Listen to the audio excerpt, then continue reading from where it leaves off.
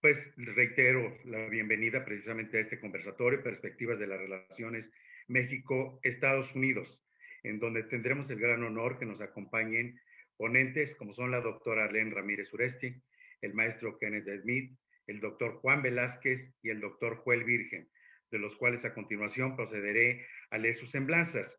En el conversatorio, nada más rápido para establecer cómo sería la sinergia, ellos nos van a ir haciendo favor de exponer más o menos por 15 minutos.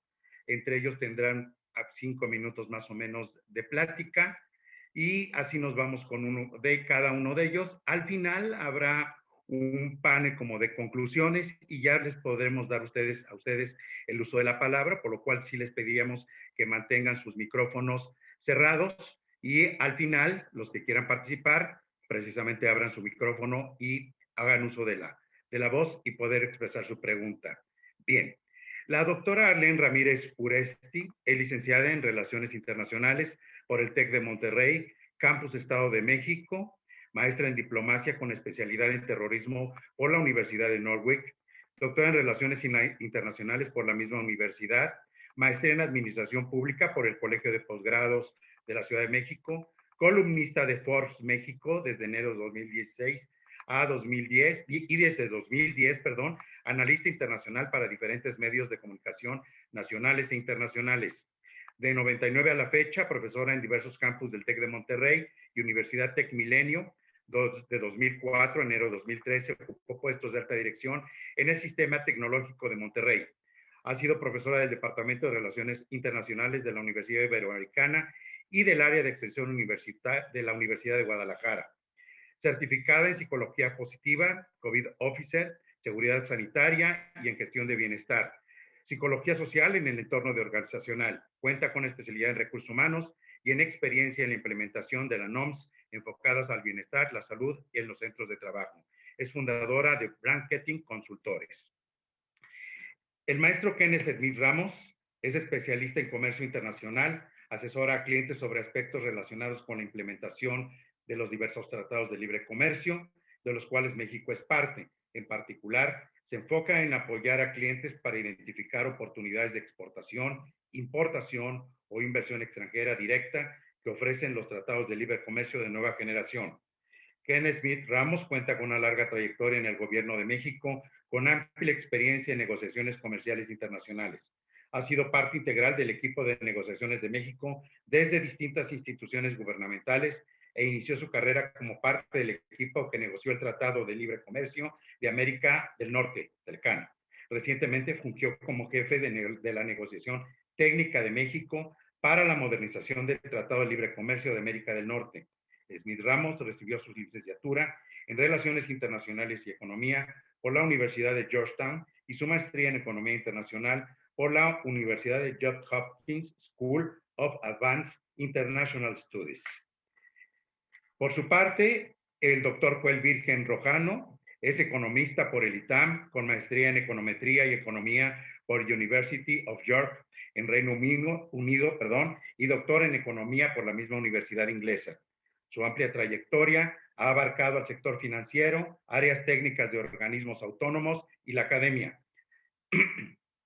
Ha fungido como economista en jefe para México del Banco BNP Paribas, economistas de mercado para Citibanamex, coordinador de análisis del sector productivo y estudios de econometría en BBVA y jefatura en la Dirección de Análisis Econométrico del INEGI. En el ámbito académico, se ha desempeñado como docente en las áreas de econometría y economía a nivel maestría, licenciatura y diplomado, tanto en México, ITAM, como en el Reino Unido, University of York, recibiendo en ambos reconocimientos a su excelencia docente. Joel es columnista en el periódico El Financiero y la revista Forbes México. También ha contribuido con la red Forbes y el diario La Razón, así como también con apariciones frecuentes en prensa especializada, Bloomberg TV y El Financiero TV. Y también nos acompaña el doctor Juan Velázquez, penalista. Bienvenidos. Muchas gracias por estar con nosotros, a todos ustedes. Comenzamos, como comentábamos precisamente, con el maestro Kenneth Smith. Kenneth, ¿cómo estás? Muy buenas tardes. Antes que nada, quisiera agradecer al licenciado Gerardo Cruz, a CBF Global y a la MIB por esta grata invitación para participar con ustedes en este foro sobre las perspectivas de las relaciones México-Estados Unidos. El propósito de mi plática es concentrarme en la importancia que representa el Tratado México-Estados Unidos-Canadá en la relación entre México y Estados Unidos y enfocarme sobre un tema específico que está en boca de todos, que es el sector energético. Entonces, si me permiten, tengo una presentación que me gustaría proyectar. Me permiten un segundo. Creo que ya lo tienen en pantalla. Y sin lugar a dudas, el TEMEC es un instrumento fundamental para la relación económica México-Estados Unidos y trilateral, también con Canadá, porque construye sobre 25 años de libre comercio exitoso a través del Tratado de Libre Comercio de América del Norte. Ahora, antes de que entremos en materia energética per se, me gustaría simplemente repasar qué es lo que se logró en el TEMEC, con qué se cuenta en el tratado y así entender las oportunidades que existen entre México y Estados Unidos y también los retos. De entrada, es importante entender que el tratado logró mantener, preservar el libre comercio entre México, Estados Unidos y Canadá. Y en particular entre México y Estados Unidos esto no era obvio porque el presidente Trump llegó con la visión de que había que cambiar radicalmente el tratado, buscar una renegociación y cerrar el acceso a muchos de los principales productos de exportación de México y de Canadá a Estados Unidos. Entonces, esta visión aislacionista de cerrar el mercado en Estados Unidos fue lo que guió el inicio de la negociación, pero se obtuvo al final de cuentas una negociación balanceada donde se mantuvo el libre comercio y un tema fundamental que planteo aquí es que se logró modernizar el tratado, un tratado exitoso pero que ya tenía 25 años de edad, se lograron añadir 12 capítulos nuevos con disciplinas que no existían cuando el tratado original fue negociado, como comercio digital, medidas para fortalecer la competitividad, internacionalizar a las pymes, compromisos en materia de anticorrupción. Esta lista no es exhaustiva, pero nos da una idea de los temas fundamentales que se añadieron al tratado, además de preservar el libre comercio. Otro rubro fundamental, como señalaba al inicio, es que se evitó que se establecieran restricciones al comercio a los productos de mayor éxito de México. Es decir, se eliminaron de la mesa propuestas inaceptables de Estados Unidos para restringir el comercio agrícola, probablemente la historia de éxito más importante dentro del Telecan. También en textiles, no hay reducciones en acceso en compras de gobierno y no existen metas de reducción de déficit comercial, que es lo que buscaba el presidente Trump al inicio de la negociación. Es decir, buscaba forzar que se redujera el déficit comercial de Estados Unidos con México y que conforme el déficit creciera, se permitiera imponer barreras al comercio entre ambos países. Y eso es algo que al final de cuentas se evitó. Como dije, se preserva el libre comercio. Y asimismo se lograron acuerdos en los temas más difíciles. Se mantuvo el mecanismo de solución de controversias que es fundamental para garantizar los beneficios del tratado y resarcir cualquier daño que haya cuando un país viole el acuerdo. Estados Unidos quería eliminarlos, pero al final de cuentas se mantuvo. También se eliminó una propuesta de Estados Unidos de incorporar una cláusula de muerte súbita que hubiera concluido con el tratado 5 años después de que el nuevo tratado entrara en vigor, a menos de que los jefes de Estado aceptaran continuarlo, y eso le daba demasiado poder político a la administración en Estados Unidos, y eso se quitó y se sustituyó por un mecanismo de revisión del tratado cada 6 años, y se lograron acuerdos importantes para mantener el libre comercio en sectores como el automotriz. Entonces, aquí en el despacho desarrollamos una guía básica de cumplimiento que trata de resumir los principales elementos del tratado y lo que debe conocer cualquier empresa, cualquier asociación, cualquier individuo que quiera entender cuáles son los temas más importantes del tratado. Aquí los listamos. Por cuestiones de tiempo no voy a entrar en cada uno de ellos, pero sí me voy a concentrar en el último. Pero sí es importante ver que, por un lado, hay nuevas disposiciones en la defensa de los derechos laborales y la conservación del medio ambiente que hay que entender. Hay nuevas reglas, digamos, en materia de procedimientos aduaneros, facilitación comercial, que es muy importante que entiendan las empresas estas modificaciones porque se puede significar ahorro ahorros importantes para sus operaciones de comercio exterior, entender las reglas de origen, es decir, cómo se define que un producto es originario de la región y que por lo tanto debe tener acceso preferencial, es muy importante conocerlo. El comercio digital es una gran disciplina que no existía en el Telecán, que se añade al TEMEC y que facilita el comercio digital en América del Norte. Y por supuesto el tema en el que vamos a entrar ya en detalle, que es entender que el sector energético está consolidado en el TEMEC, es decir, sí hay compromisos en materia energética por parte de México, Canadá y Estados Unidos y están plasmados en el acuerdo. Ha habido una controversia en las últimas semanas o meses con declaraciones de ciertas áreas del gobierno que señalan que no existe tal compromiso. Entonces, yo quiero explicar aquí por qué sí están plasmados esos compromisos y por qué son sumamente importantes.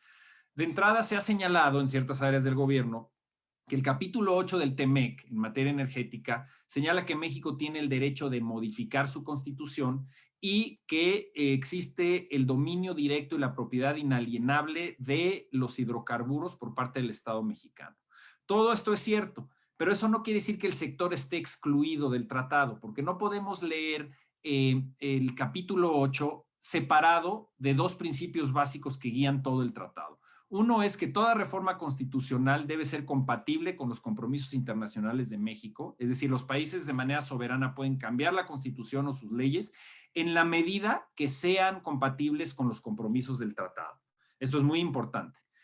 Y por otro lado, y lo que es sumamente relevante para el sector energético, es que México no puede adoptar medidas más restrictivas que las que haya adoptado en otros tratados.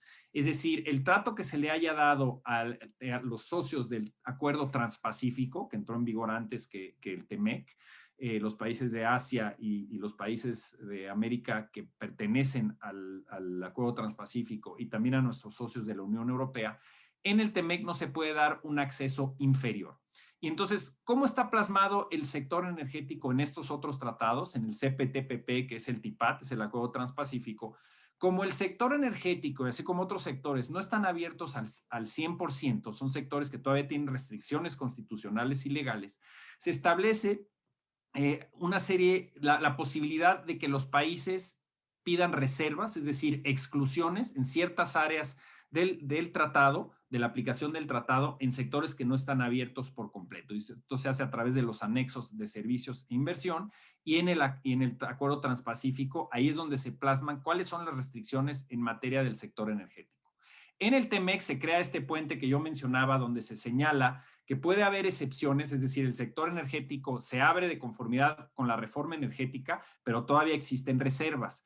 Y estas que pueden afectar en materia de inversión, comercio transfronterizo de servicios, empresas propiedad del Estado, estos son capítulos que están plasmados en el TEMEC. Cualquier restricción que se establezca no puede ser más restrictiva que lo que se le dio a estos países de otros tratados. Entonces ahí es donde se hace la liga con el Acuerdo Transpacífico. ¿Y qué es lo que señala? La clave de entender los anexos es que cuando tú pones una excepción, una reserva, es decir, hay ciertas actividades en el sector energético que están reservadas, cuando se incluyen en un tratado, se congela el régimen vigente. Es decir, lo que tú tengas al grado de apertura en ese momento se mantiene. Ese es el mínimo que tú vas a otorgar a lo largo de la vida del tratado. Puedes tú de manera soberana seguir abriendo y esa apertura adicional que decidiera México en un futuro se incorpora automáticamente al tratado. Lo que no puedes hacer, y esto es muy importante que se entienda en todo México, en todo el gobierno, lo que no puedes hacer es echar para atrás el nivel mínimo de acceso. Y ese nivel mínimo de acceso es lo que se otorgó en la reforma energética del 2013. ¿Por qué? Porque en el Acuerdo Transpacífico, cuando nos vamos a los anexos donde están plasmados qué actividades están reservadas y qué actividades se abre a través del TIPAT, del Acuerdo Transpacífico, áreas que estaban cerradas anteriormente. En el Telecán, básicamente el capítulo de energía, que fue negociado hace 25 años, era básicamente un capítulo de exclusiones, porque reflejaba el régimen constitucional que teníamos en esa época. A través del TIPAT, ya se establecen las actividades que quedan no reservadas al Estado, como la venta del detalle de gasolineras, es decir, poder tener gasolineras privadas, en materia también de apertura en petroquímicos, distribución e importación de combustibles y gas natural, generación y comercialización de electricidad, etcétera. Es decir, en el TIPAT se plasma los subsectores del sector energético que se empezaron a abrir y donde se permite inversión. Y esto mismo, por lo tanto, con el puente que se crea en TEMEC, también está abierto en el Tratado México-Estados Estados Unidos y Canadá.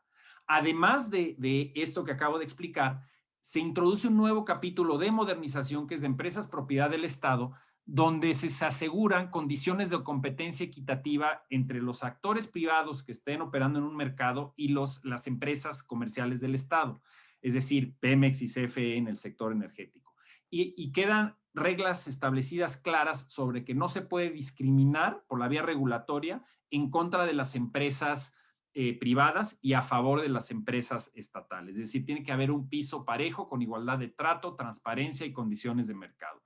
Entonces, si vemos un poco lo que ha sucedido en las últimas fechas con la ley de iniciativa preferente que se envió al Congreso, medidas para restringir la importación de hidrocarburos y otras más que aquí señalo, y esta presentación se las dejaremos para que las puedan analizar en detalle, sí se puede argumentar que hay violaciones al TEMEC y otros tratados que ya señalé en materia de trato nacional, acceso a mercado, las condiciones de no discriminación de las empresas del Estado. Y esto es muy importante porque, sobre todo la materia que estamos discutiendo en esta sesión el día de hoy, es muy importante entender que ante una nueva administración que entra en Estados Unidos, muchos de estos elementos, sobre todo en el sector energético, podrían generar un verdadero choque de trenes entre la administración Biden y la administración del presidente López Obrador.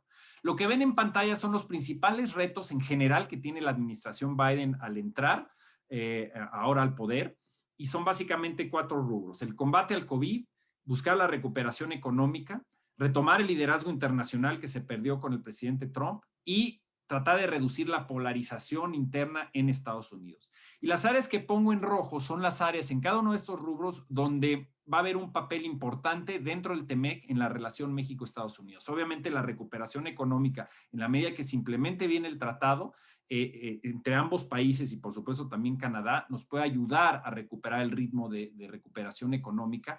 Y una de las prioridades de la administración Biden va a ser tener una recuperación económica pero sostenible a largo plazo, que tome en cuenta el cambio climático y la promoción de las energías limpias. Y por otro lado, al reconstruir los puentes con los socios comerciales y los aliados, México tiene la oportunidad de trabajar con Estados Unidos para fortalecer la relación bilateral, pero también ayudar en este regreso de Estados Unidos a un liderazgo mundial positivo y no lo que habíamos visto en los últimos 4 años. ¿Qué es lo que vemos en términos de política comercial de la administración Biden? Estas 4 prioridades, es decir, China, el Acuerdo Transpacífico, Unión Europea y TEMEC. Con China el objetivo es resolver la guerra comercial, que no pudo hacerlo Trump. Inició una guerra comercial, pero no obtuvo soluciones a los problemas de la relación bilateral Estados Unidos-China, y ese es el principal reto que tendrá enfrente el presidente Biden. Ya veremos si logra reincorporarse a la iniciativa transpacífica, la administración Biden. Sería algo positivo para México y para Canadá que los 3 países del TEMEC estén dentro de ese instrumento comercial. La Unión Europea durante décadas ya han tratado de llegar a acuerdos bilaterales y no se ha podido. El objetivo aquí de Biden debe ser tratar de llegar a algún tipo de acuerdo. Y en el TEMEC, el mandato específico que tienen los funcionarios que se encargan del comercio internacional en Estados Unidos va a ser que se cumpla. Lo que ellos llaman enforcement, enforcement, enforcement. Y eso significa que va a haber presión sobre México, sobre Canadá para que cumplan con sus compromisos, y México también debe exigirle a Estados Unidos que cumpla porque hay un entorno mundial complicado y presiones proteccionistas en todos lados, incluido en Estados Unidos. ¿Qué significa en términos de riesgos para la relación México-Estados Unidos ante la administración Biden? De entrada, el nacionalismo económico que llevó al presidente Trump al poder no se va a ir simplemente con la salida de Trump. Eso va a continuar. Hay 74 millones de estadounidenses que apoyaron a Trump, votaron por él y que apoyan muchas de estas medidas, llamémosle nacionalistas, de un punto de vista económico o proteccionistas. Entonces, hay presión ya en el Congreso para tratar de reducir el acceso de los productos agropecuarios a Estados Unidos. Se logró eliminar un caso en contra de los arándanos mexicanos, que es positivo, pero la presión va a seguir en otros productos. Hay presión de los sindicatos estadounidenses para iniciar casos laborales bajo el TEMEC. Ya señalaba yo que hay nuevas disposiciones con dientes y la posibilidad de paneles arbitrales al respecto. Entonces hay que vigilar que no se trate de abusar del sistema para usos proteccionistas. Y algo que va a enfatizar la administración Biden es el tema ambiental y la sustentabilidad, como yo lo señalaba. Temas que no le importaban en realidad a la administración Trump y que ahora va a enfatizar mucho esta administración nueva.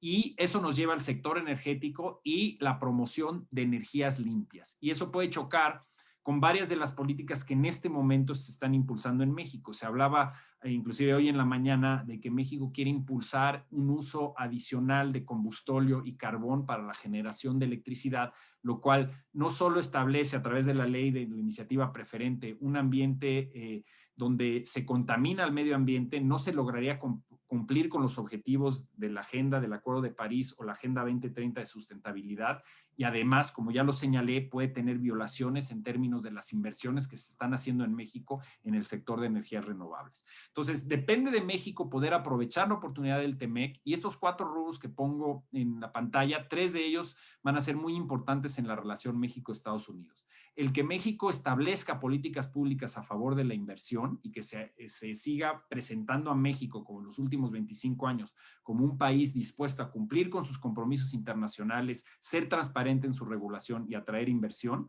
También la independencia de los reguladores que generan estos reguladores independientes contrapesos para no recibir presión indebida, ya sea de los actores dominantes en el sector privado, es decir, los monopolios, o también presión política del Ejecutivo o del Congreso. Y eso es fundamental, y ha habido toda una discusión en torno a la permanencia y vigencia de los reguladores independientes. La implementación correcta del TEMEC es fundamental. Si queremos seguir teniendo acceso irrestricto a Estados Unidos, al principal mercado del mundo, tenemos que predicar con el ejemplo y nosotros también cumplir.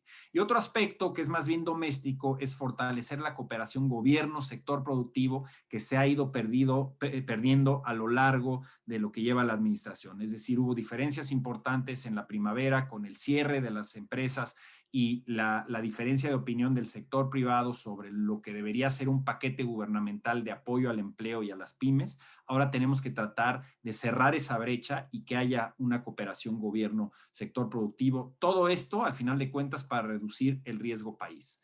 Ahí dejo la presentación. Estoy a sus órdenes para comentarios y para la sesión de preguntas y respuestas. Muchísimas gracias.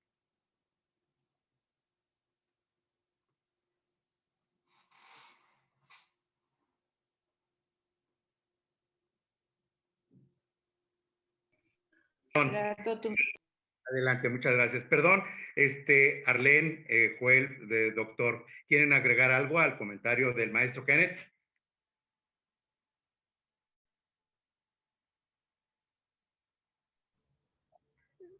Yo creo que todo estuvo muy claro y pues no tengo algo que comentar. Gracias. Muy bien, gracias, doctor. Arlene, por favor, tú continúas. Muchas gracias, Gerardo. Pues primero que nada, agradecerte a ti personalmente, a CBF y a la MIF esta gran oportunidad de poder compartir con todo el auditorio y sobre todo con grandes expertos en este tema. Sin lugar a dudas, como tú bien sabes, y como todos los aquí presentes saben, uno de los ejes de la política exterior mexicana siempre ha sido la relación bilateral con y hacia los Estados Unidos. Para poner en contexto esto que está ocurriendo en este momento, debemos saber, por ejemplo, que México, el primer embajador abiertamente que tuvo nuestro país fue y vino de los Estados Unidos. Nuestro primer préstamo internacional viene de los Estados Unidos. Somos, por supuesto, uno de los principales socios comerciales de los Estados Unidos. Y nuestra primera incursión en el mundo de este proceso integrador y de intercambio de mercancías abierto en los 90, pues fue el del CAN, ¿no? El NAFTA. Para poder entender lo que ocurre el día de hoy en esta nueva relación bilateral, tenemos definitivamente que presentar las bases y el presidente de una agenda bilateral que está en constante transformación. Pero además tenemos que comprender que de acuerdo a lo que el Foro Económico Mundial ha llamado el Great Reset, este gran reseteo que ha vivido el mundo en función del COVID, ¿no? México y los Estados Unidos no están exentos de esta nueva dinámica y como se ha llamado ahora, the new normal, esta nueva forma de vivir, de incluso relacionarse entre los países y de generar acuerdos diferentes y mecanismos distintos de entendimiento. Para todo esto hay que además agregar el contexto comercial que vive el mundo en este momento y que el próximo acuerdo entre entre la Unión Europea, y sus 27 estados participantes y China, pues pone en jaque a muchos de los tratados comerciales que están vigentes, entre ellos al TEMEC. Si bien las perspectivas bilaterales del Tratado México, Estados Unidos y Canadá son muy interesantes y muy ambiciosas, y como lo decía el doctor Kenneth Smith, justamente apuntan hacia lograr un accomplishment absoluto del articulado del TEMEC. Sin embargo, las condiciones reales del tratado nos ponen a México en un papel de desventaja bastante importante. Yo les voy a compartir unas líneas nada más, no es propiamente una presentación de contenido, simplemente una guía para poder comentar con ustedes. Entonces, déjenme ver si ahí está. ¿Cuáles son entonces esas perspectivas de las relaciones México-Estados Unidos? Y entonces les decía, en primer momento, por supuesto, definir la nueva agenda bilateral.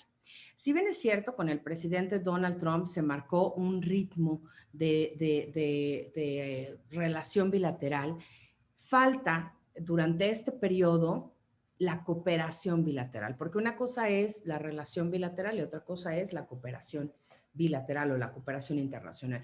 Y la cooperación en realidad son estos mecanismos justamente de intercambio de procedimientos, ¿no? Y una metodología diplomática y de política exterior que apunta al crecimiento y al desarrollo de las dos naciones participantes. Y en este caso, durante los 4 años de gobierno del presidente Donald Trump, a México le hizo falta integrar y concretar los mecanismos de vinculación y de cooperación que se venían teniendo con los Estados Unidos. Una de las realidades que enfrenta desde mi punto de vista la agenda bilateral hoy es el reto de poder detener el gran tren de políticas públicas que trae la administración actual en México. Si bien es cierto, las prioridades no han sido la incorporación de energías limpias y tampoco han sido el respeto a los tratados internacionales y el cumplimiento de los acuerdos internacionales adquiridos por México a lo largo de nuestra historia, pues hoy, justamente ante la llegada del presidente Biden y ante sus primeros 100 días de gestión, que son clave para la definición de la agenda bilateral, con preocupación vemos que no hay en realidad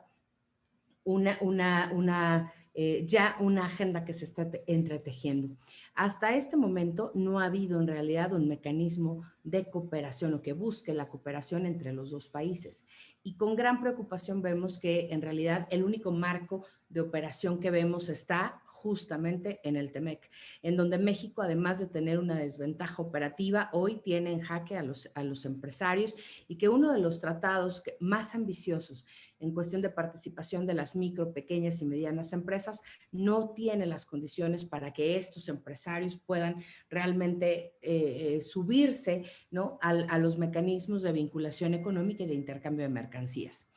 Si a eso le agregamos que México en este 2021 está por vivir elecciones intermedias, entonces reiteramos la idea de que a México el tema exterior en realidad no le representa una prioridad de momento.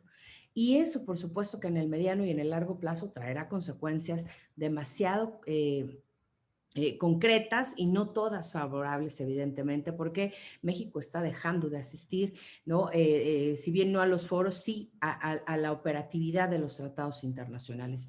México tradicionalmente ha sido uno de los países más activos en organismos internacionales y en temas de política exterior. Sin embargo, ahora, pues bueno, México no ha tenido esa participación y sobre todo mirando hacia los Estados Unidos, vemos, por ejemplo, que los temas migratorios, pues evidentemente no solamente dependen de la política de los Estados Unidos, ¿no? De la política interna y de la postura que tengan respecto a esto. Entonces, en función de esta nueva agenda bilateral, hay 3 grandes retos en la relación México-Estados Unidos y que esta perspectiva de bilateralismo se vuelve más frágil cuando vemos, por un lado, el tema migratorio, ¿no?, el tema del mercado laboral y lo que implica para México estar bajo la lupa, ¿no? Del cumplimiento, del enforcement del que hablaba Kenneth, de los tratados, del TEMEC y del tratado. Y la postura que naturalmente tiene Joe Biden, y si hacemos referencia a su personalidad y a su gestión como vicepresidente durante la administración Obama, pues veremos que evidentemente México no tendrá un camino sencillo para poder exentar el cumplimiento de algunas de estas cláusulas del TEMEC. Por supuesto, esto nos lleva a un nuevo regionalismo, un nuevo empoderamiento de la región, pero que además, al ver el contrapeso geopolítico que le representa a México el Cono Sur y todos los países del centro, del Triángulo Norte y el Cono Sur, pues México tiene, por supuesto, está, digamos, entre la espada y la pared. Justamente hablar de estos nuevos retos en la relación México-Estados Unidos nos lleva a pensar ¿qué pasa entonces con las políticas públicas que México ya tiene y qué pasa con las prioridades que hay en este momento de macroproyectos que no están apuntando hacia las prioridades de esta nueva relación bilateral? México ha tenido de manera ancestral, ¿no? Una relación importante y un posicionamiento importante en la región y, por supuesto, en el continente. Pero a partir de los últimos años, México ha cobrado especial relevancia, ¿no? Y es no solamente el patio trasero de los Estados Unidos, sino que además se ha vuelto el pivote de la política económica, social y de comercio en toda la región de América Latina. En cuestión de migración, hay que resaltar algo muy importante. Si bien es cierto, Joe Biden ha cancelado las órdenes ejecutivas durante sus primeras horas de gobierno, ¿no? Referentes al tema migratorio y que condenaban no solamente el tema de la llegada a los Estados Unidos con un estatus migratorio indocumentado, sino que además hacía, ¿no? todo el tema de la separación de familias y la detención, el hacinamiento en los centros de detención y todos los procesos y los mecanismos que se derivaron a partir de la gran promesa que hizo Donald Trump durante su campaña de poder detener la migración y poder hacer de Estados Unidos un territorio libre de migrantes indocumentados. México hoy enfrenta un reto quizá el doble de grande con Joe Biden, no solamente hay que recordar primero, Joe Biden como vicepresidente y mancuerna del presidente Barack Obama logró o hizo y ejecutó mayores deportaciones que las hechas mismas por Donald Trump en esa administración. Ahora como presidente ha bajado la intensidad de su política estricta en términos migratorios, ha prometido, por ejemplo, límites mucho más aceptables para los Dreamers y para la acción de DACA, reduciendo el número de años que puede tener una persona para poder tener acceso a una ciudadanía y a un cambio de estatus migratorio. Y justamente ahí es donde choca entonces nuevamente la política pública mexicana y lo que está en este momento en el tintero.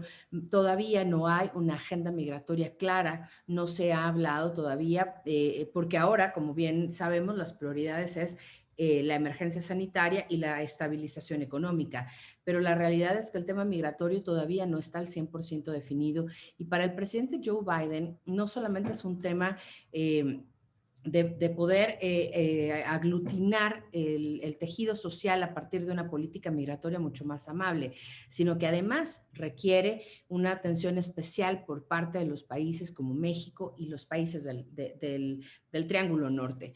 Y ahí es donde justo está la contraposición. México sigue destinando recursos para la contención de la migración en un continuum de la política migratoria del presidente Trump. Si bien es cierto, México replantea su política migratoria y la ajusta, pero la ajusta a las necesidades y a la realidad del gobierno del presidente Donald Trump y en este momento se sigue con todos estos programas, ¿no? De jóvenes construyendo el futuro, como una extensión de la política pública y de los programas sociales mexicanos en el Triángulo Norte. Y eso sabemos perfectamente que obedece a los acuerdos realizados en la agenda migratoria por cuestiones comerciales entre el gobierno de México y el gobierno de los Estados Unidos en la administración anterior. Si México tuviera esta voluntad política, ¿no?, de sumarse a la nueva agenda migratoria, tendría necesariamente que poner hold a estos programas sociales fondeados con impuestos mexicanos, de donde de la cuenta pública se ha redireccionado presupuesto para poder lograr la operatividad de estos programas en el exterior. La Secretaría de Relaciones Exteriores ha tenido que hacer todo un redireccionamiento de dinero de la cuenta pública para poder atender a estas personas en países que integran el Triángulo Norte, ¿no?, nuestros vecinos de la frontera sur, a modo de contener esta migración. Sabemos perfectamente que el tema de las caravanas de migrantes se ha agudizado con el tema de la pandemia y con el tema de la emergencia sanitaria, y que finalmente el desplazamiento social y la movilidad de Centroamérica hacia los Estados Unidos jamás va a terminar si a los países del Triángulo Norte se les sigue tratando de manera paternalista y no se les da la oportunidad de resolver el problema estructural que genera el rompimiento de un tejido social que necesariamente tiene que ser movilizado por cuestiones de inseguridad,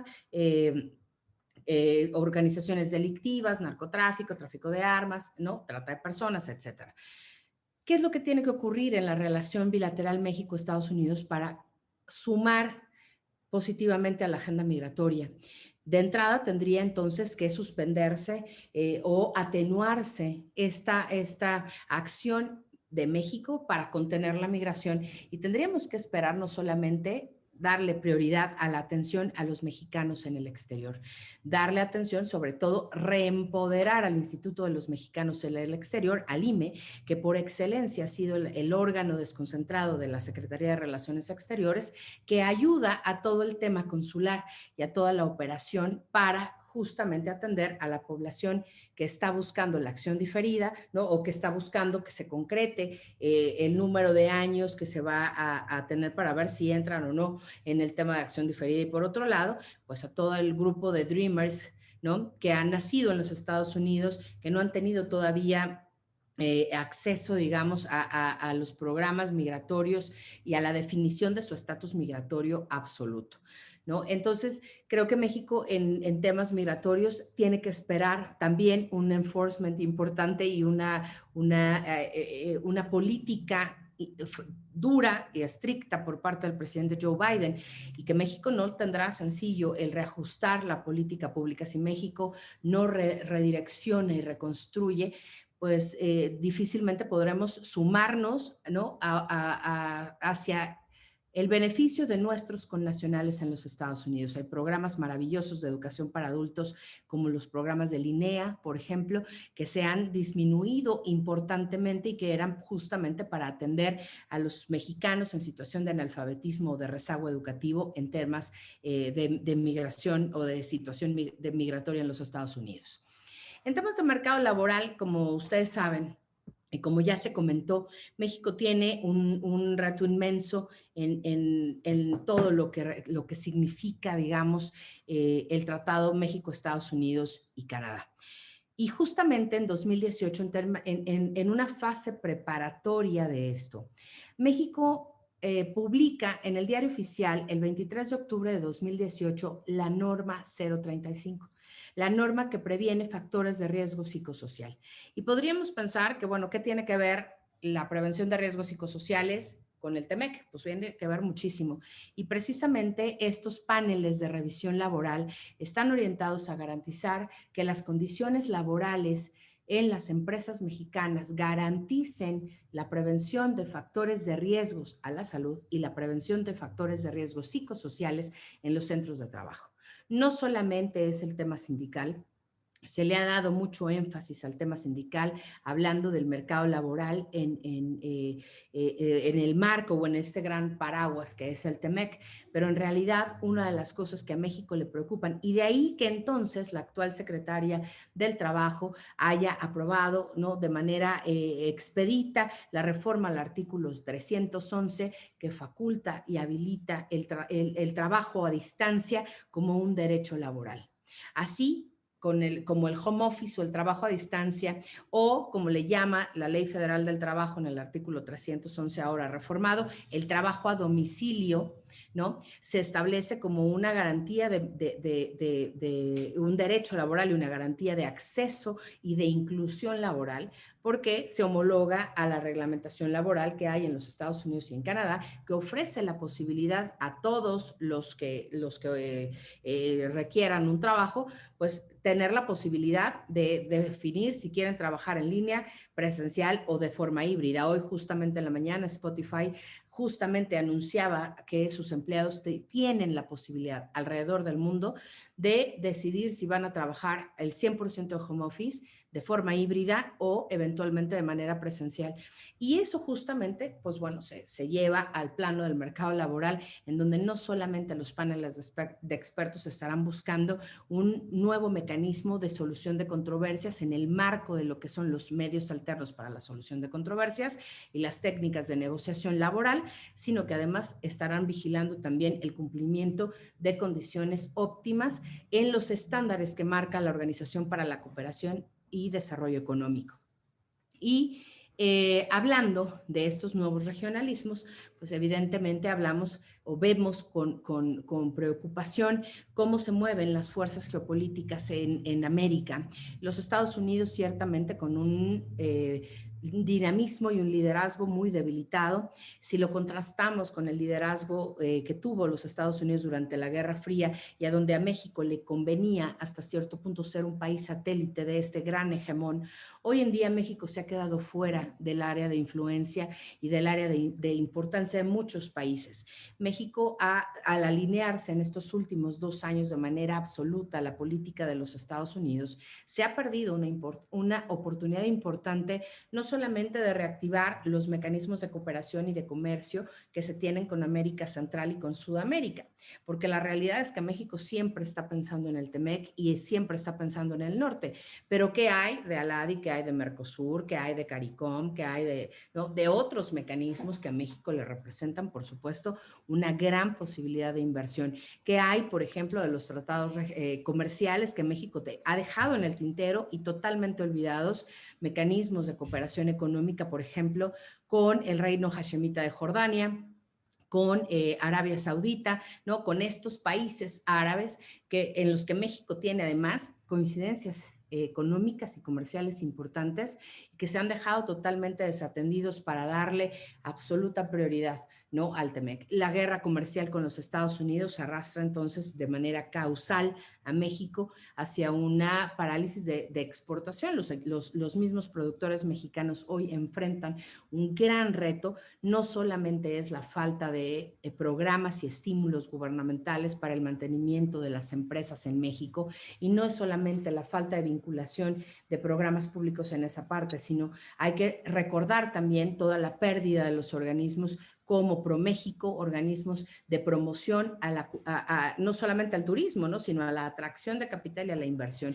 Y en ese sentido, ¿no?, México con una nueva perspectiva proteccionista, pero además de proteccionista desglobalizadora, pues se tiene que enfrentar a un nuevo capítulo en el siglo XXI, donde este gran disruptor del siglo XXI, que es el COVID, pues sienta las bases para nuevos mecanismos de cooperación y de emergencias, ¿no? Hoy México no es una prioridad para los Estados Unidos, porque la prioridad para los Estados Unidos es su Homeland Security, abarcando temas desde la parte social, económica, sanitaria y por supuesto política. Y esa crisis de identidad que se vive hoy en los Estados Unidos y que se coronó con el ataque al Capitolio, refrenda nuevamente que para los Estados Unidos la reconstrucción del tejido social y la reconstrucción política pues requerirá prácticamente toda la energía de estos próximos 4 años del presidente Joe Biden.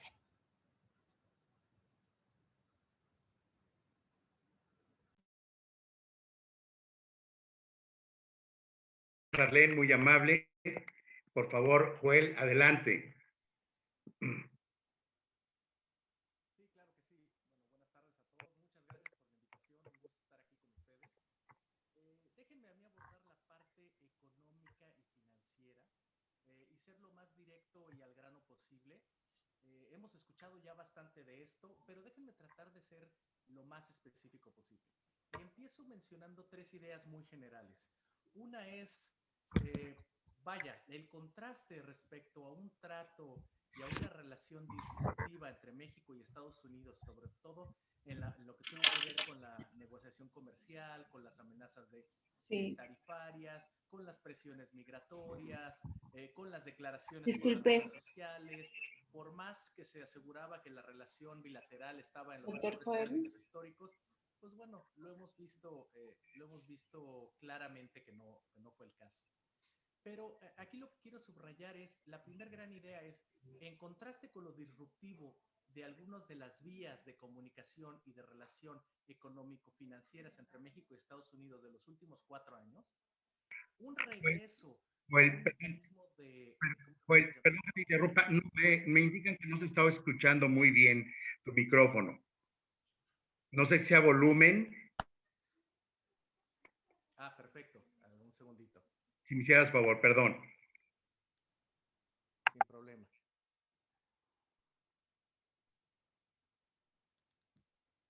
A ver, no sé si ahí se escucha mejor.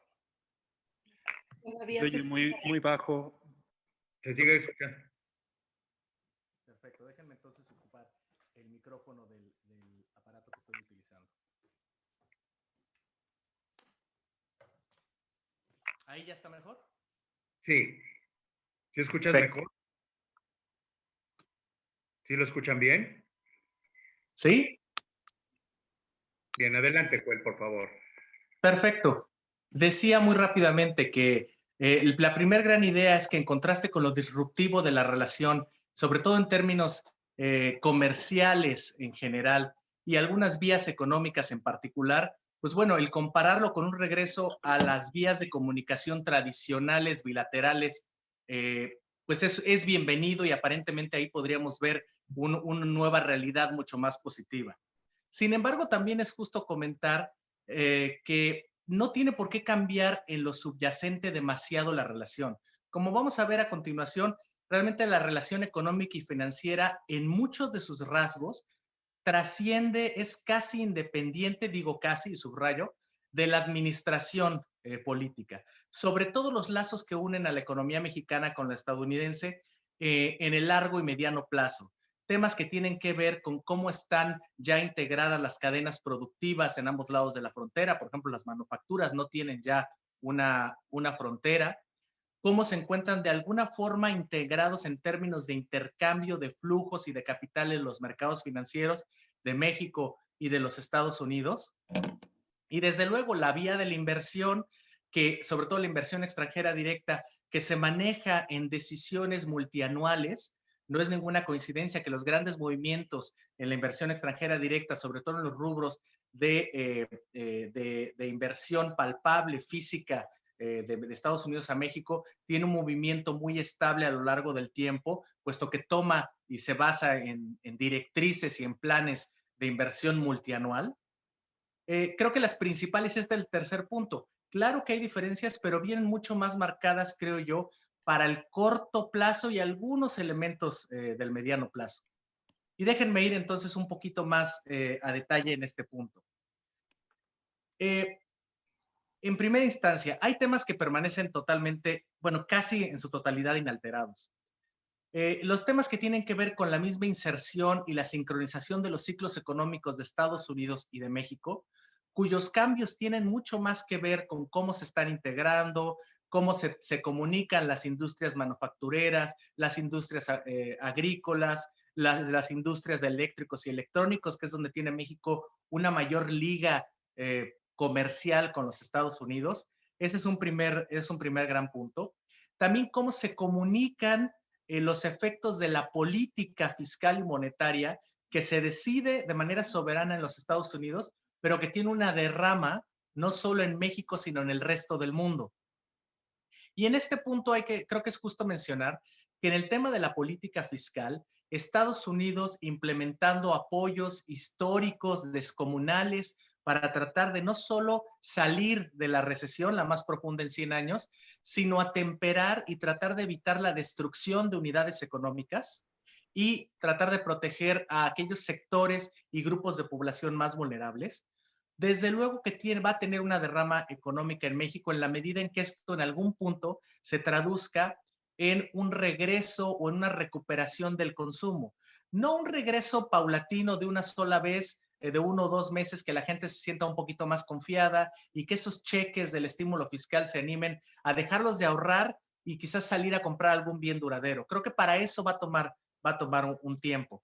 Pero lo que quiero decir es, independientemente de la administración, se iban a presentar y se han presentado los apoyos fiscales en Estados Unidos y se iba a presentar un tercer apoyo fiscal en los Estados Unidos con una posible efecto o consecuencia positiva en la economía local. No solo vía una mayor demanda de los Estados Unidos de los productos mexicanos, sino hasta de una recuperación del empleo latino y por lo tanto de la parte de remesas. Prácticamente cubre y unas mejores fundamentales para el sector empresarial y por tanto mejores fundamentales para la inversión extranjera. Eso creo que es casi irrespectivo, casi independiente de la administración.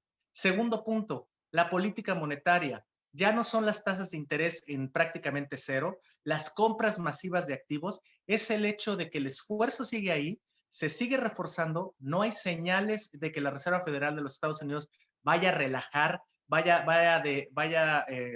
a quitar la mano del renglón de seguir estimulando monetariamente a esa economía. Y de nuevo, eso tiene que tener consecuencias favorables sobre la actividad en algún punto, con sus consecuencias directas e indirectas en México, pero también, ojo, en la medida en que las tasas de interés del mundo desarrollado en general y de Estados Unidos en particular permanezcan excepcionalmente laxas, el dinero prácticamente, el costo del financiamiento del dinero va a ser tan reducido que esos flujos de capital van a seguir buscando puertos donde recibir algún tipo de rendimiento, por más marginal que sea. En un mundo de rendimientos reales negativos, y en el caso de México, reales marginalmente positivos, pues básicamente esta abundancia de liquidez que proviene de Estados Unidos y de Europa va a seguir beneficiando a mercados como el mexicano, siempre y cuando, y este es un punto, se mantengan las políticas amigables con los mercados, libre flotación, no controles de capital, un mercado financiero de renta fija, renta variable,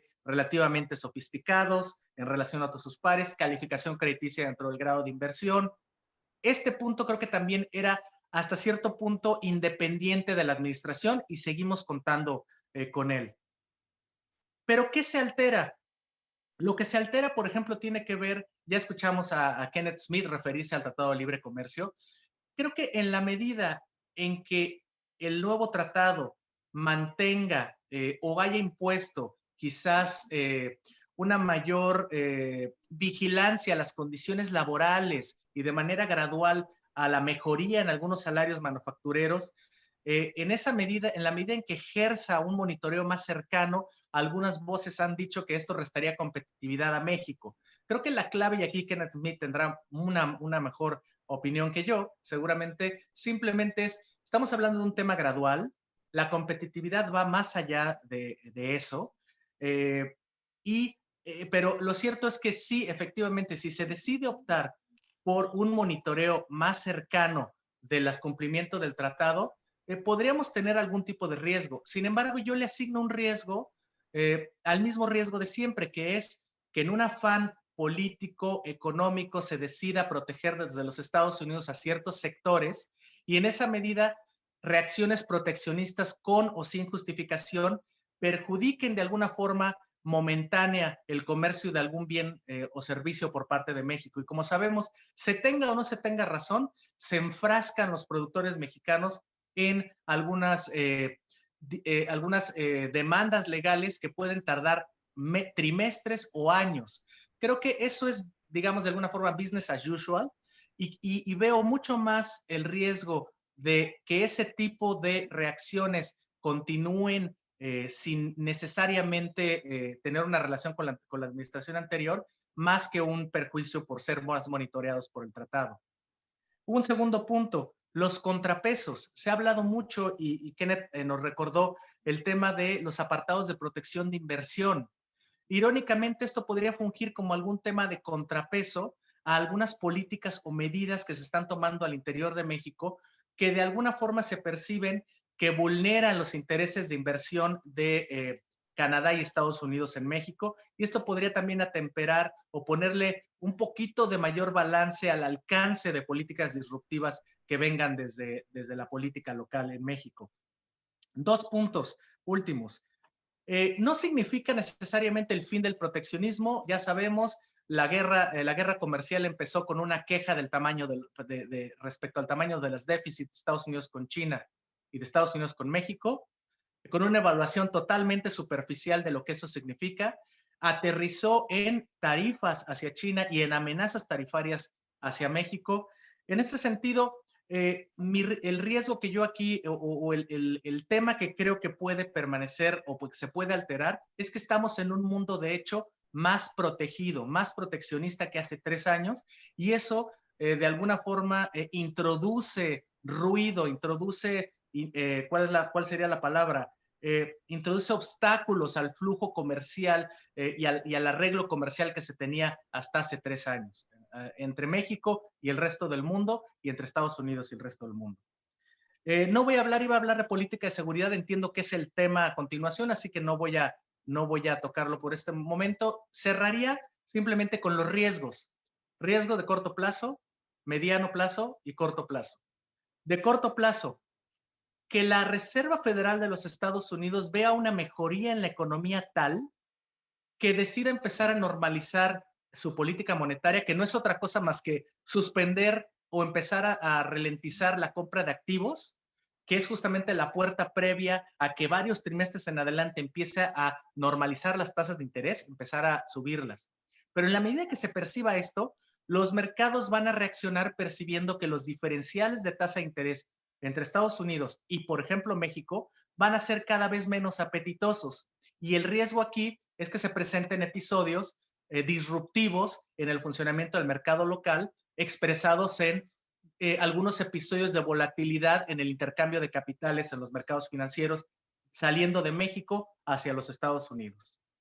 De mediano plazo, los idiosincráticos, los que tienen que ver con cómo las decisiones políticas y la agenda política al interior, más allá de juzgar de positiva o negativa, pueden impactar desfavorablemente la calificación crediticia, el ambiente de inversión o los pilares de la estabilidad macroeconómica, que tienen que ver con el libre comercio, la libre flotación, la disciplina fiscal. Ya no lo quiero llamar disciplina fiscal en estos tiempos donde ya dejó de ser, creo yo, un dogma, y prácticamente ahora la señal es, pues si es necesario endeudarnos para tratar de proteger a nuestras economías, prácticamente el mundo lo va a hacer, y políticas amigables con los mercados, o al menos que no impongan obstáculos al libre traslado de capitales. Y por último, el riesgo de largo plazo, y el riesgo de largo plazo tiene que ver con un hecho tan específico como preguntarnos, la ausencia de apoyos fiscales en México durante lo peor de la crisis del COVID en el segundo trimestre, ¿habría o no destruido la capacidad parcial de crecimiento de México y de generación de empleo? En una economía que ya venía creciendo en promedio a tasas del 2,5%, bajas para un mercado emergente, y que tenemos el riesgo de que si no se recupera, si se perdió parte de esta capacidad al no proteger a sectores vulnerables de empresariales o sectores vulnerables de la sociedad, podamos enfrentar una realidad donde México se maneje en crecimientos de largo plazo inferiores al 2%, con sus consecuencias no solo en el crecimiento y en el ingreso promedio, sino también en la distribución del ingreso. Yo por aquí lo dejaría. Muchas gracias. Gracias a ti, Joel, muy amable por tu intervención. Doctor Velázquez, adelante, por favor.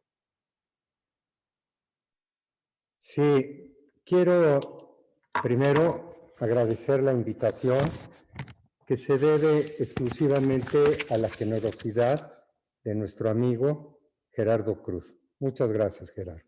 Gracias a usted, doctor, muy amable. por la oportunidad de participar en este evento, pero además con personalidades como las que acaban de exponer.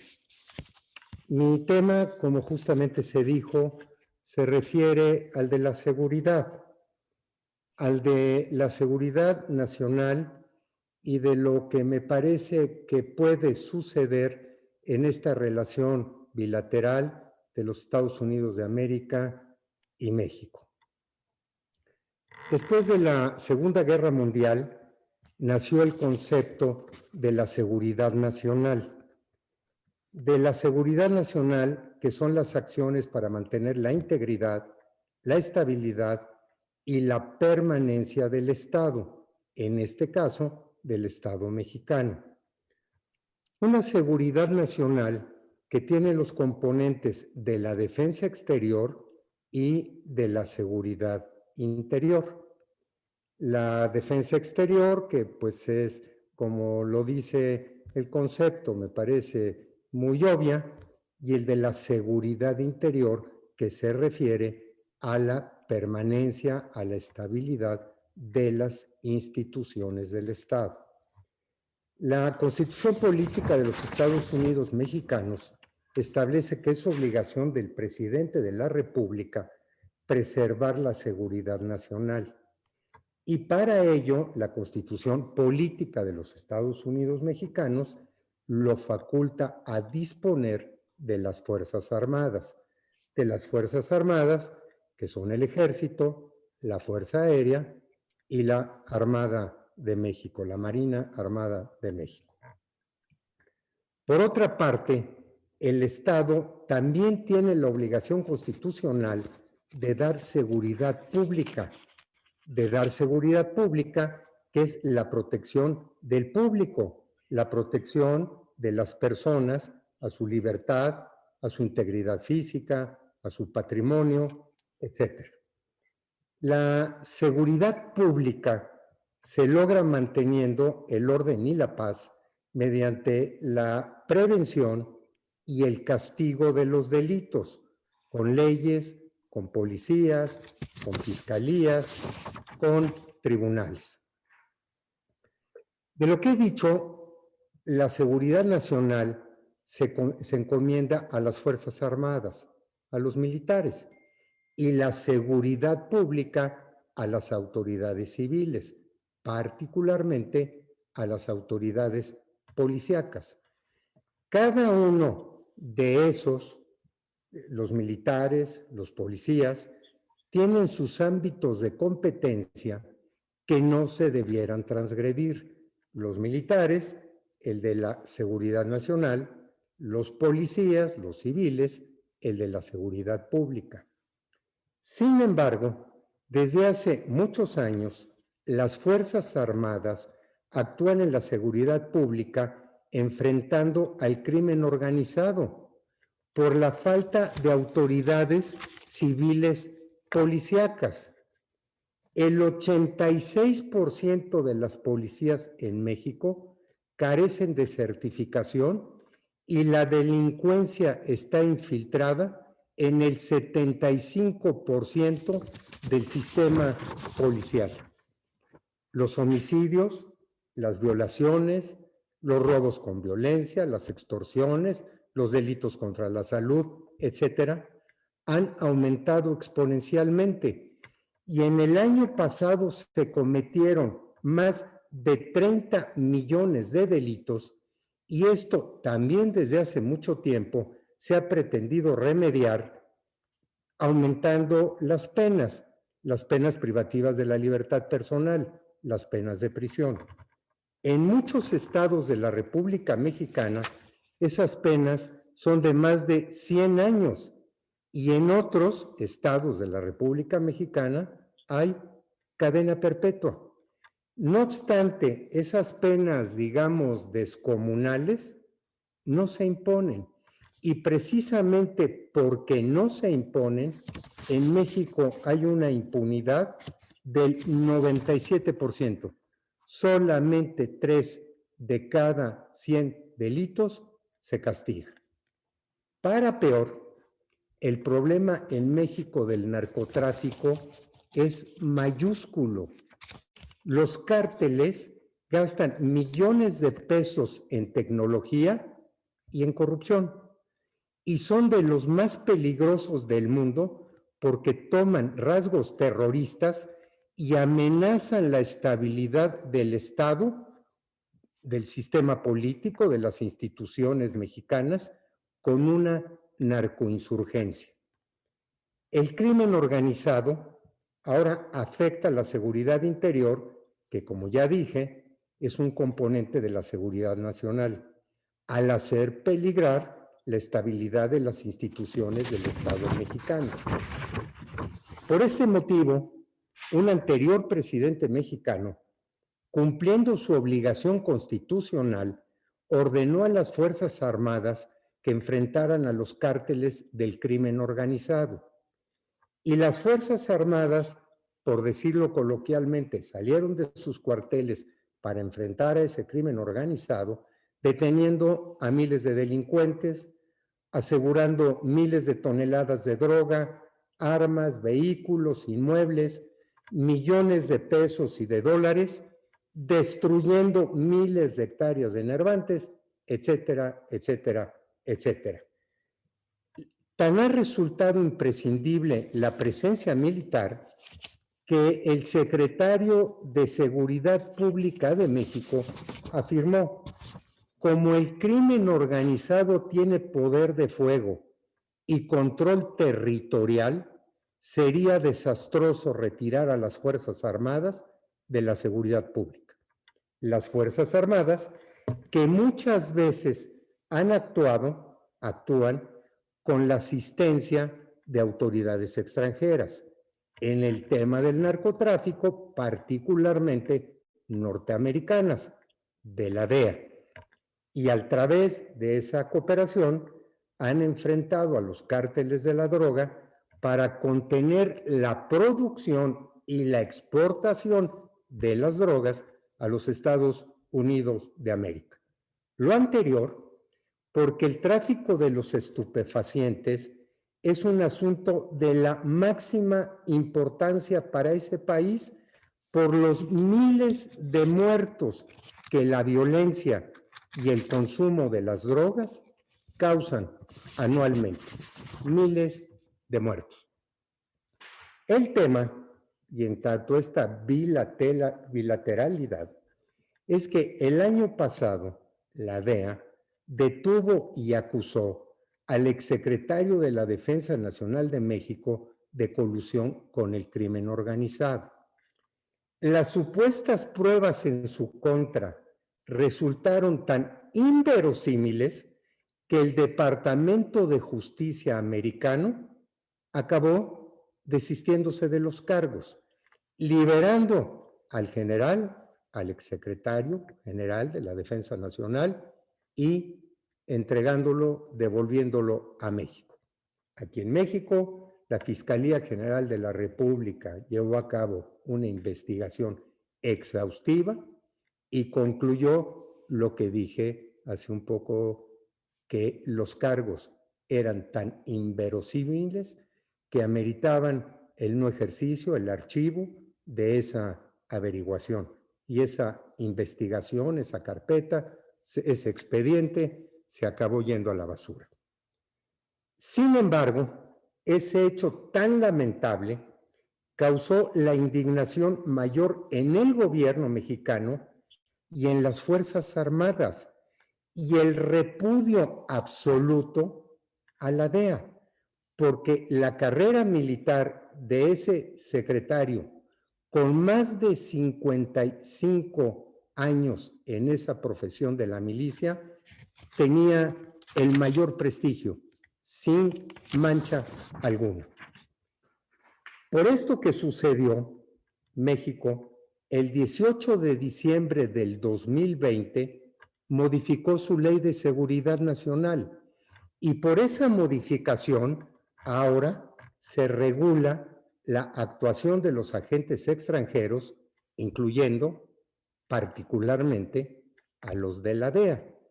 Y por esa regulación a esos agentes ahora se les obliga a acreditarse ante el gobierno mexicano y a compartir mensualmente con las autoridades mexicanas toda la información de sus actividades.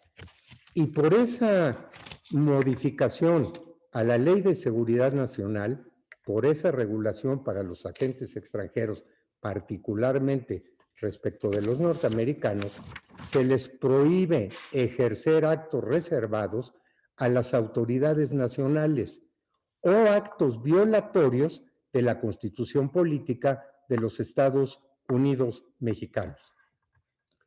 La omisión de lo anterior haría que a dichos agentes se les privara de su inmunidad diplomática, que se pidiera su retiro y en una de esas hasta que se les impusieran sanciones.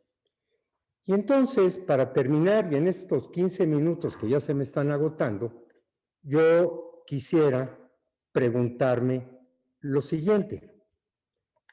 Por estas reformas, ¿se afectará la relación bilateral en la lucha contra el crimen organizado? ¿Se debilitará la cooperación de las autoridades encargadas de combatirlo y particularmente respecto del narcotráfico? Si los cárteles, por estas dos preguntas anteriores, se empoderarán en sus actividades criminales. Y si México y los Estados Unidos en esa relación bilateral también se verán afectados en su seguridad interior, en la seguridad, en la estabilidad de sus instituciones y en su seguridad pública. Y respecto de estas preguntas que me hago, yo me respondo que desafortunadamente me parece que sí, aunque solamente el tiempo nos lo dirá. Muchas gracias.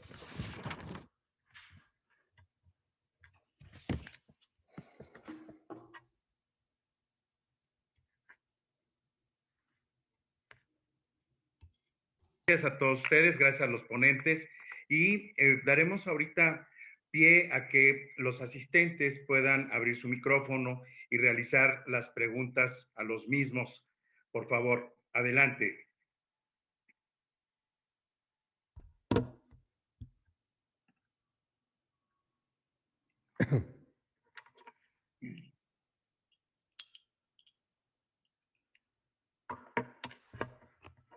Tenemos inquietudes entre los asistentes para los temas que trataban los ponentes. ¿Alguna inquietud, por favor? Sí, cómo no. Buenas noches. Un gusto saludarte, Gerardo. Saludos, Sergio. Es de verdad un placer estar compartiendo con un grupo tan extraordinario de expertos y, por supuesto, de nuestro querido amigo el doctor Juan Velázquez. Doctor, la inquietud que surge es precisamente en torno a su comentario.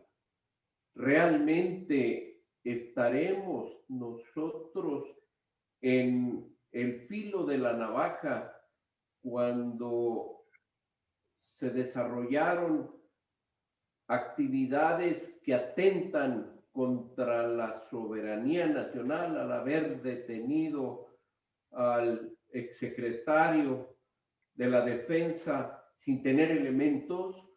¿Sería esto un distintivo de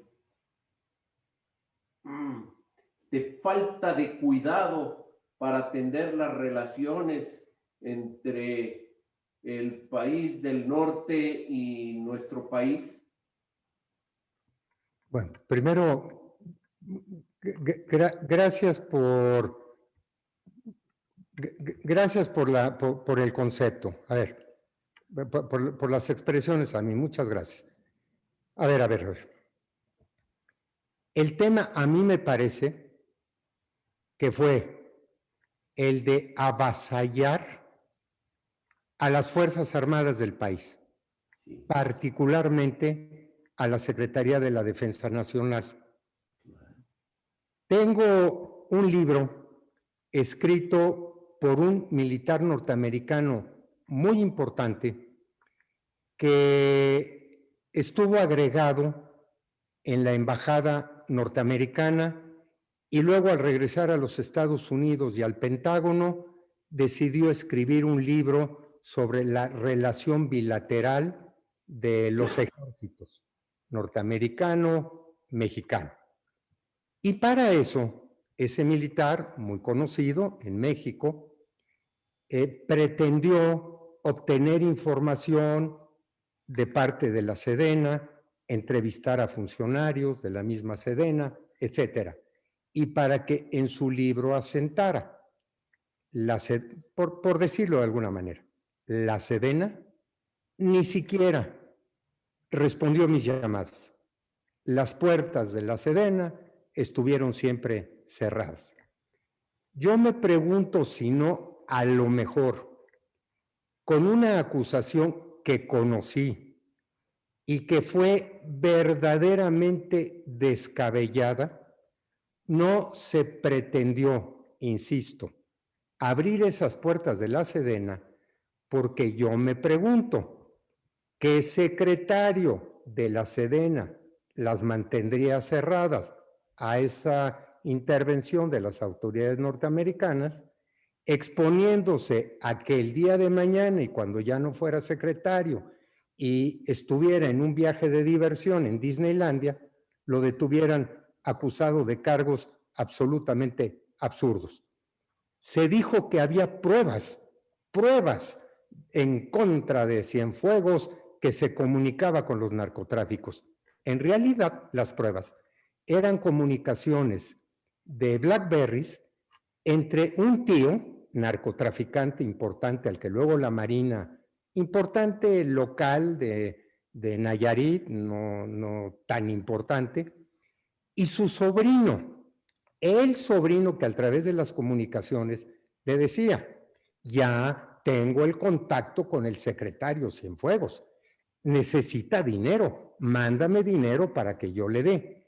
Hasta que en una de esas el tío, desconfiado, ya enojado, lo amenazó de muerte y le dijo, a ver, que Cienfuegos se comunique conmigo a través de la BlackBerry, de las BlackBerrys, que eran varias, de los narcotraficantes.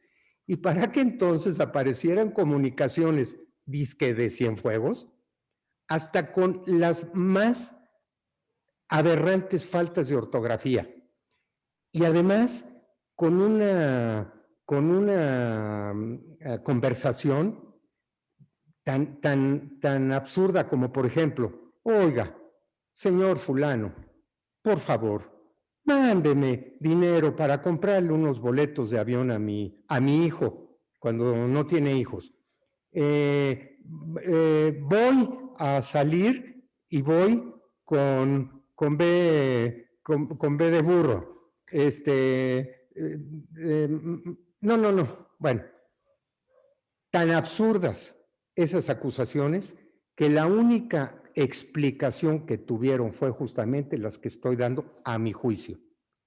Un intento de avasallar a la Sedena, que es el mayor dique que las autoridades norteamericanas han tenido para intervenir en este país. Bien, muchas gracias, doctor, qué amable. Gracias. Una pregunta para Ken Smith. Entiendo que uno de los perdón. Me dice Yasmín, buenas noches. Para efectos de las compras del gobierno de los Estados Unidos, hay una restricción de adquisición de ciertos productos producidos en determinados países que aparecen en un estudio de DOL, Department of Labor. ¿Eso es algo que puede argumentar México en base al TEMEC? Pregunta para ti, Kenneth, por favor. Sí, muchas gracias. Y vi la continuación de la pregunta respecto al tema de los salarios y cómo se pueden de alguna manera homologar. Si te parece, contestaría ambos temas que están ligados. De entrada, en materia de compras de gobierno, en los tratados se establece un listado específico de qué dependencias de gobierno y qué productos son los que quedan bajo la cobertura del tratado. Normalmente, y esto sin entrar todavía en la parte laboral, normalmente lo que se establece es una lista en donde ciertas dependencias y ciertos productos están disponibles, es decir, están cubiertos para la posibilidad de concursar en licitaciones internacionales, donde pueden participar los socios del tratado. También existen excepciones específicas por diversos motivos, donde hay dependencias que no compran productos que vengan del extranjero, ya sea por cuestiones de seguridad nacional u otras, por ejemplo, equipo de armamento militar, uniformes de los militares, por ejemplo. Hay una restricción legal para que en Estados Unidos se provean específicamente de empresas estadounidenses. Entonces, hay apartados donde hay excepciones, ¿no? También las tiene México, también las tiene Canadá, y así es como se plasma esto en los tratados. En específico, en el tema laboral, en efecto, sale un reporte anual del Departamento de Trabajo señalando países donde existen indicios de que pudiera haber violaciones laborales, ya sea trabajo forzoso, trabajo infantil, etc. Esto está establecido en el capítulo laboral del TEMEC, que es el más avanzado que hay de cualquier tratado. Vienen disciplinas muy específicas sobre el combate al trabajo forzoso, infantil, la violencia en los centros de trabajo, la discriminación y todo un apartado sobre democracia sindical. En caso de que hubiera algún indicio de que en cualquiera de los países se violan estos principios, el país afectado puede demandar al país donde se están dando estas violaciones. El principio básico es que no se debe conferir una ventaja competitiva artificial a uno de los países miembros a través de la violación de los derechos laborales, es decir, no cumplir con sus leyes laborales en cualquiera de los ámbitos que yo he mencionado. Por lo tanto, existen mecanismos tanto en las leyes laborales de los tres países como de observancia del TEMEC, en donde cada uno de los países y en particular cada una de las empresas que exportan a los otros dos países miembros del TEMEC tienen que cumplir con estos objetivos específicos de cumplimiento de sus leyes laborales. Ahora en México, en el TEMEC se añadió el tema de democracia sindical que refleja las reformas laborales que hizo México en los últimos años. La otra pregunta, que es más general en el sentido de cómo lograr la equidad en la producción de productos y servicios e incrementar la calidad de vida de los trabajadores. Obviamente esto es algo donde el TEMEC puede contribuir, pero no puede ser el instrumento que norma todo lo que viene siendo nuestro aparato de legislativo y regulatorio en materia laboral.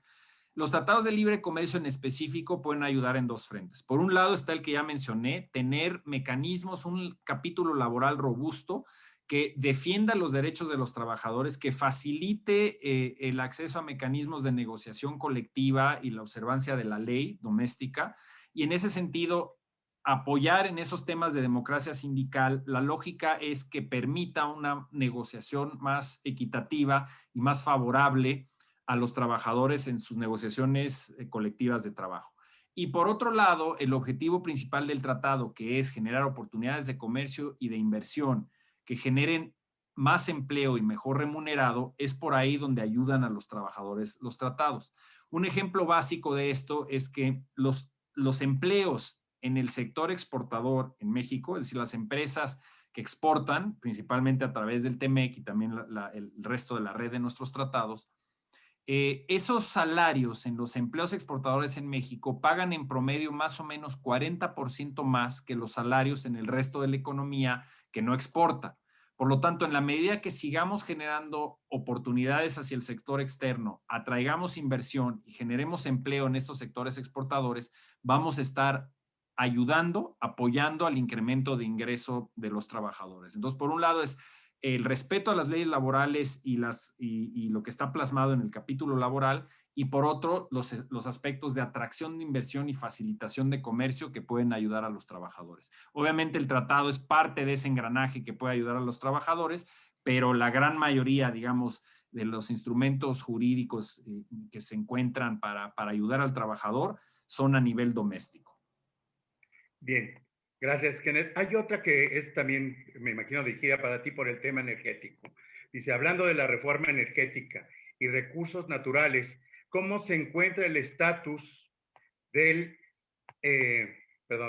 cómo se encuentra el estatus del desabasto y escasez de agua en la frontera, así como de la importancia del gas natural que nos afecta en la generación de energía eléctrica? ¿Cómo cambiar la política para voltear a ver e invertir las energías renovables? ¿Qué hay de los instrumentos de cobertura financiera que protegían a Comisión Federal de Electricidad de estos aumentos del precio del gas natural? Muchas gracias. A lo mejor también en esta última nos pudiera ayudar Luis, Joel, si nos hiciera favor. Muchas gracias. Adelante, Kenneth. Claro, sí, yo comentaré muy rápido. Básicamente es por esto que es muy importante ver cómo está incluida la reforma energética en el TEMEC, porque nos da garantías de que esta reforma, las razones por las cuales se hizo es justamente para ayudar a que haya más inversión productiva en el sector energético, con los recursos que tienen Pemex y CFE y las deudas que han acumulado a lo largo del tiempo y que se siguen acumulando. No hay suficientes recursos para que inviertan en los aspectos fundamentales de generación de energía en México y la atracción de nuevas tecnologías, etcétera, y capital al sector. Entonces, es a través justamente de lo que se plasma en la reforma energética, del enfoque que trae, por ejemplo, la ley de transición energética en materia de electricidad, donde se busca empezar a favorecer el uso de energía renovable, y eso se ha estado dando en los últimos años. La gran ventaja aquí es en materia de costos, por supuesto, porque hay una ventaja muy importante en términos del costo de generación de energía por megawatt comparado eólica y solar versus termoeléctricas de casi 4 veces. O sea, es 4 veces más barata el megawatt cuando estás produciendo a través de energía eólica y solar. Entonces, esto obviamente te da una ventaja importante para sanar las finanzas en México y para reducir los costos de la energía. La energía tiene un efecto horizontal en todo el país en materia de competitividad, es decir, todos los sectores productivos utilizan energía, y en ese sentido, en la medida que reduzcamos el costo de la misma y las tarifas, podemos ayudar a la competitividad del país. Lo que está sucediendo ahorita, estamos viendo una situación de desabasto, la situación de emergencia en Texas. Se habla de que los instrumentos de cobertura financiera que protegían a CFE en años anteriores no fueron renovados. Esto está teniendo un impacto en la capacidad de tener acceso al gas. Con esta escasez, los precios han subido de manera importante. Y en ese sentido, yo creo que la lección aquí es que no debemos favorecer este esquema simplemente de mantener la austeridad y de tratar de fortalecer a toda costa a Pemex y CFE, sino lo tenemos que ver de manera integral, que la participación privada en el sector energético genera eficiencia a nivel energético y también seguridad energética en el país. Es decir, la tendencia mundial es ir hacia las energías limpias. Ya mencionaba yo en la presentación que esto es algo que va a impulsar la administración Biden de manera directa en Estados Unidos y también a nivel regional y mundial. Y ese es el camino a seguir. Es decir, por eso deben en el Congreso analizar esta ley de iniciativa preferente en materia eléctrica y otras medidas que se están tomando también en gas y petróleo, y no tener un regreso al pasado donde se favorezca el combustóleo, el carbón, sino ver hacia el futuro donde están las energías renovables. No sé si Joel tenga algún comentario adicional. Muchas gracias, Kenneth, te agradezco. Hay una pregunta dentro de la que te externa precisamente Luis, que sería para Joel. ¿Qué hay de los instrumentos de cobertura, Joel, de cobertura financiera que protegían a la Comisión Federal de Electricidad de estos aumentos del precio de gas natural?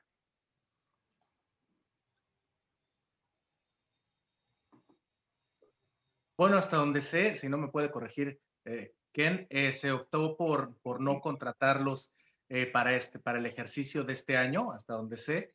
Y pues bueno, el tema es que no tienes, normalmente estos instrumentos de cobertura, al igual y de manera similar con lo que se cubre en términos de precio de la mezcla mexicana, no cubren la totalidad de las necesidades, tienen objetivos muy particulares, ya sea cubrir la diferencia en ingresos de consecuencia de la balanza, por ejemplo, de energéticos en la parte de petróleo o en la parte de energía, pero nunca son coberturas totales ni para las paraestatales o a veces tampoco para las instituciones, como es el caso de la Secretaría de Hacienda.